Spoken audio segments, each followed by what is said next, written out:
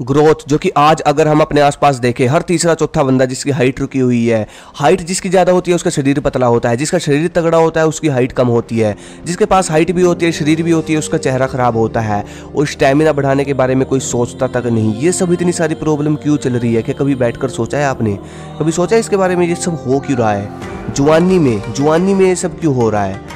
सबसे पहला जो कारण हुआ, आज जो भी आप देख रहे हो, ग्रोथ रुक जाना, जिगरे की कमी होना, दिल की कमी होना, ताकत की कमी होना, जितनी भी दिक्कत आज के समय में आप देखते हो युवा के अंदर, मतलब जवानी के अंदर जो दिक्कत हो रही है, जो भी आपके दिमाग में चल रहा है, जवानी के अंदर जो दिक्कतें हमें होती है, उन सब का सबसे बड़ा कारण जो मुझे लगता है, उन सब का सबसे बड़ा कारण है पाचन तंत्र की शक्ति कम होना।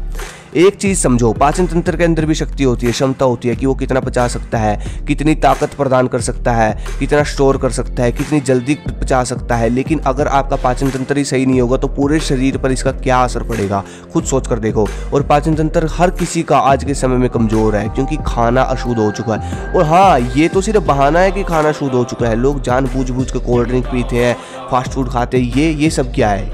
ये सब कुछ जानबूझ कर होता है, ठीक है। और जो लोग ताकतवर है भाई, जो ब्रह्मचारी है, तगड़े ताकतवर लोग हैं, वो भी तो शुद्ध ही खाना खा रहे हैं। जो कुछ मिल रहा है वो भी वहीं से खा रहे हैं ना। वो कोई ये थोड़ी ना कि पिछले ज़माने का बचा कर रखा था उन्होंने, वो भी आज का ही खाना खा रहे हैं। ये तो बहाने होते हैं कि आज का रोटी दाल दूध ये सब मतलब मिलावटी हो चुका है। ये तो बहाने हैं। हम जानबूझ कर फास्ट फूड खाते हैं। और अगर कमज़ोर होने के कारण, मैं इस वीडियो में बता दूं, पाचन तंत्र के कमज़ोर होने के कारण अगर इस वीडियो में गिनवाने बैठ गया ना तो पूरा दिन निकल जाएगा। पूरे दिन में हर तीसरा चौथा काम हम ऐसा करते हैं जिसकी वजह से सीधा प्रभाव डाइजेस्टिव सिस्टम पर पड़ता है। तो अब खुद सोचो, ताकत, स्टेमिना, ग्रोथ, ये सब कहाँ से आएगा? सबसे पहली चीज़, सबसे इंपॉर्टेंट और बेसिक चीज़, जल्दी खाना खाने के बाद पानी पीना, खाने से पहले एकदम पानी पीना, गैर समय पर खाना खाना, ये सब चीज़ें और जंक फूड, ये सब सबसे पहले तो छोड़ना होगा। उसके बाद आपको वो करना है जो मैं आपको बोलूँगा, तभी आपको रिजल्ट मिलना शुरू होगा। पहला पॉइंट, नियम बना लो, जब भी खाना खाओ तो खाना खाने के बाद कम से कम 10 मिनट का वज्रासन में बैठना है। वज्रासन आपको आता ही होगा, अपने घुटनों को मोड़कर जब हम ऐसी अवस्था में बैठते हैं तो ये होता है वज्रासन। खाना खाने के बाद जब कोई इंसान इस आसन में बैठता है तो उसका कण कण पच रहा होता है, इसलिए ये नियम बना लो अभी से। दूसरा पॉइंट, खाना खाने के 1 घंटे बाद कम से कम 2 गिलास पानी पिया करो, 3 गिलास पिया करो, दबाकर पिया करो पूरे 1 घंटे बाद। इससे क्या होता है, जो भी आपने खाया वो थोड़ा थोड़ा ना हमारे पाचन तंत्र में, आंतों में चिपक जाता है जब भी हम कुछ खाते हैं। क्योंकि आपको ये भी पता है आज के समय में खाने में इतना शुद्ध नहीं है खाना, मसाला वगैरह पड़ता है। तो जब वो खाना चिपकता है तो वहाँ से बीमारियाँ बननी शुरू हो जाती है। इसलिए खाना खाने के 1 घंटे बाद 2 से 3 गिलास दबकर जब हम पानी पीते हैं तो वहाँ से सफाई होनी शुरू हो जाती है। कोई दिक्कत नहीं होती, बिल्कुल मतलब बॉडी एकदम परफेक्ट रहती है। लेकिन 1 घंटे बाद पीना है, एकदम बाद नहीं पीना। तीसरा, खाना खाने के बाद कुछ ऐसा खाना है जो खाने को पचाए, जैसे कि सौंफ हो गया, गुड़ हो गया, ये सब। ये 3 पॉइंट फॉलो करने के बाद सिंपल सा, ज़्यादा कुछ नहीं करना, सुबह को देने हैं सिर्फ 10 मिनट। कुछ योग बताऊंगा, एक्सरसाइज बताऊंगा जो कि आपके डाइजेस्टिव सिस्टम को सुबह के समय एक्टिव कर देगी पूरे दिन के लिए। आज के समय में बहुत से लोगों को इंडाइजेशन की समस्या हो रही है। ज़्यादा उम्र के लोगों को ये समस्या होती है। और जो आज के युवा है वो अपना खाना मिस कर देते हैं। अगर खाते भी है तो जंक फूड खाते हैं, उल्टा सीधा खाते हैं और नींद पूरी नहीं लेते, जिसकी वजह से indigestion issue, bloating, acidity face कर रहे हैं। तो आज मैं आपको आज से ही सबसे पहले तो आपको अपने खान पान में बदलाव लाना होगा, जैसे ही कच्ची सब्जियाँ, हरी सब्जियाँ, फल फ्रूट। और हाँ, एलोपैथिक की जो दवाइयाँ होती हैं इनमें केमिकल बहुत अधिक होता है, जिसको अगर आप लोगे तो फिर से एसिडिटी होगी। तो आज मैं आपको ऐसे इंग्रेडिएंट्स के बारे में बताऊँगा जिससे आपके सारे इशू सोल्व होंगे। इंग्रेडिएंट्स में इसबगोल, चिकूरी, रूट्स, फाइबर और फाइबर एंड त्रिफला। त्रिफला को आप जानते होंगे, इसमें 3 फ्रूट पाए जाते हैं। पहला है आंवला, दूसरा है बेड़ा, तीसरा है हरी तिकी।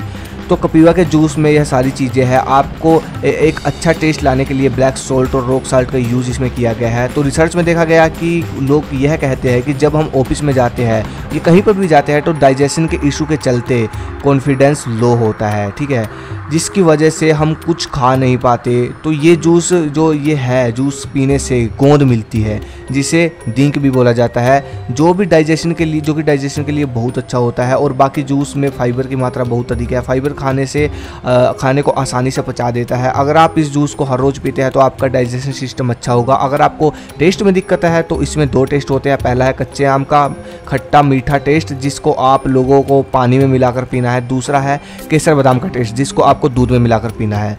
इसमें मीठेपन के लिए हमने नेचुरल स्टीविया यूज़ किया है। अगर आप भी डाइजेशन का कोई इशू फेस कर रहे हैं तो बेझिझक इसका इस्तेमाल कर सकते हैं। लिंक डिस्क्रिप्शन में, एक बार जाकर देख लो।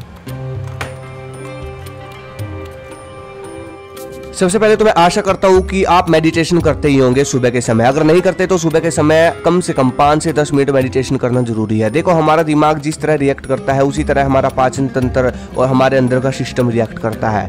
अगर आप गुस्सा करोगे, टेंशन में रहोगे तो आपका पाचन तंत्र सही से काम नहीं करेगा और जो भी कुछ आप गुस्से में या टेंशन में जो भी कुछ खाते हो तो वो आपका फायदा पहुंचाने की जगह नुकसान में जाता है, या फिर यूँ कह लो कि वो सब वेस्ट जाता है। लेकिन मेडिटेशन करने वाला इंसान हमेशा शांत रहता है, इसलिए मेडिटेशन जरूर किया करो।